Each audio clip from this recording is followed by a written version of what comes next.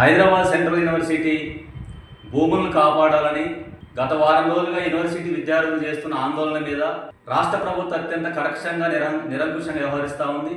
విద్యార్థులు శాంతియుతంగా చేస్తున్నటువంటి పోరాటాన్ని అణిచివేయాలని చెప్పేసి గత అనేక రోజులు నిర్బంధాన్ని ప్రయోగించడమే కాకుండా ఈ రోజు జరిగినటువంటి శాంతియుత ఆందోళన మీద పోలీసు ప్రభుత్వం అత్యంత నిరంకుశంగా లాఠీ చార్జ్ చేసి విద్యార్థులను చితకబాదినటువంటి తీరు అత్యంత గర్వనీయం. దీన్ని డివైఎఫ్ఐ తెలంగాణ రాష్ట్ర కమిటీ తీవ్రంగా ఖండిస్తా ఉంది.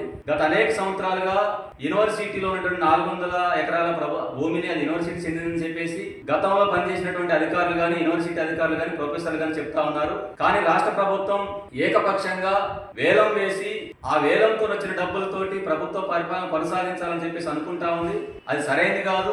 ఎందుకంటే భవిష్యత్తు విద్యారంగ అవసరానికి సెంట్రల్ యూనివర్సిటీ భూములు అనేవి రేపు రానున్న కాలంలో భవిష్యత్ తరాలకు ఉపయోగపడాల్సినటువంటి భూములు. ఆ 400 ఎకరాల ప్రభుత్వ భూమిని మాదంటూ రాష్ట్ర ప్రభుత్వం మంత్రులు కూడా ఏకపక్షంగా వాదిస్తా ఉన్నారు, పంతాలకు పోతా ఉన్నారు. ఆ నిర్ణయాన్ని ప్రభుత్వం నిర్వహించుకోవాలని చెప్పేసి కూడా డివైఎఫ్ఐ డిమాండ్ చేస్తా ఉన్నాం. ఎందుకంటే వాళ్ళ ప్రభుత్వ భూములు అనేటువంటి వాటిని వ్యాపారం కోసం, రియల్ ఎస్టేట్ కోసం, లేదంటే ఇతరత్ర డబ్బుల కోసం వేలం వేసి ప్రభుత్వ భూములు కాజేయాలనేటువంటి ప్రభుత్వ మోసపూరిత వైఖరిని మార్చుకోవాలి. ముఖ్యమంత్రి రేవంత్ రెడ్డి గారు తన యొక్క రియల్ ఎస్టేట్ ఆలోచనల్ని మానుకోవాలని చెప్పేసి డివైఎఫ్ఐకి కోరుతా ఉన్నాం. కనుక విద్యార్థులు ఆందోళన చేస్తున్నటువంటి విద్యార్థుల ఆందోళన మీద పోలీసు ప్రభుత్వం నిర్బంధాన్ని ఆపాలని చెప్పేసి ఎవరినైతే ఇప్పటికే విద్యార్థి నాయకుల్ని పోలీసులు అరెస్ట్ చేసి లాఠీ చార్జ్ చేసి జైల్లో పెట్టారు, వాళ్ళు విడుదల చేయాలని చెప్పేసి, విద్యార్థుల మీద అక్రమంగా కేసులు పెడతా ఉన్నారు, ఆ కేసులు ఎత్తేయాలని చెప్పేసి, అదే విధంగా పోలీసులు ఎక్కడ వందలాది మంది పోలీసుల్ని హెచ్సియులో అక్కడ క్యాంపస్ లో మోహరించి విద్యార్థులను అనేక రకాల ఇబ్బందులు గురి చేస్తా ఉన్నారు. ఆ పోలీసులను కూడా వెనక్కి రప్పించాలని చెప్పేసి కూడా డివైఎఫ్ఐగా డిమాండ్ చేస్తా ఉన్నాం. ఇవాళ హెచ్సియులో జరుగుతున్న ఆందోళన మీద హెచ్సియులో ఉన్నటువంటి 400 ఎకరాల భూములను కాపాడాలని చెప్పేసి విద్యార్థులు శాంతియుతంగా పోరాడుతా ఉన్నారు. దాని విషయంలో హైకోర్టు కూడా తీర్పిచ్చింది.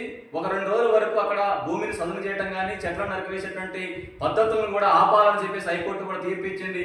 మరోపక్క కేంద్ర ప్రభుత్వం కూడా హైదరాబాద్ సెంట్రల్ యూనివర్సిటీ భూముల విషయంలో జోక్యం చేసుకొని ఆ వివరాలు మొత్తం కూడా కేంద్ర ప్రభుత్వానికి పంపాలని చెప్పేసి కూడా కేంద్ర ప్రభుత్వం కూడా జోక్యం చేసుకున్నది. కాబట్టి రాష్ట్ర కాంగ్రెస్ ప్రభుత్వం నిరంకుశంగా వ్యవహరించేటువంటి పద్ధతులు మానుకోవాలి. విద్యార్థుల మీద నిర్బంధాన్ని ఆపాలని చెప్పేసి, అక్రమ కేసులు ఎత్తేయాలని చెప్పేసి హైదరాబాద్ సెంట్రల్ యూనివర్సిటీకి చెందినటువంటి 400 ఎకరాల ప్రభుత్వ భూమిని వేలం పాట ద్వారాగా వేయాలనేటువంటి ప్రభుత్వ నిర్ణయాన్ని వెనక్కి తీసుకోవాలని చెప్పేసి, విద్యార్థుల మీద కనుక భవిష్యత్తులో కనుక నిర్బంధాన్ని ప్రయోగిస్తే డివైఎఫ్ఐ తెలంగాణ వ్యాప్తంగా వారికి అండగా నిలబడుతుందని చెప్పేసి కూడా ఎస్ఎఫ్ఐగా మేము డిమాండ్ చేస్తాము.